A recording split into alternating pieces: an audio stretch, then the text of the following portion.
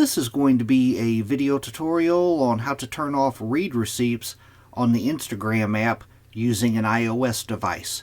Let me jump over to my iPhone here. I have my phone opened up now and I am logged into Instagram.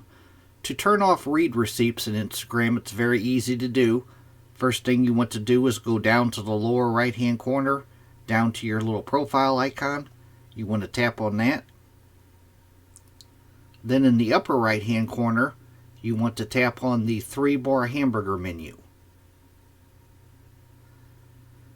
Then you will scroll down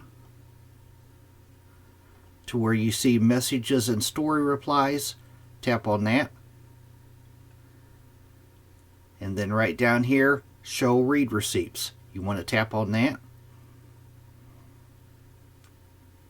And by default, your read receipts will be toggled on. You just tap on it to toggle it off. That is off. And I'm going to tap on it again. Now my read receipts are turned on. That is how to turn on or off read receipts in the Instagram app using an iOS device. Thanks for watching.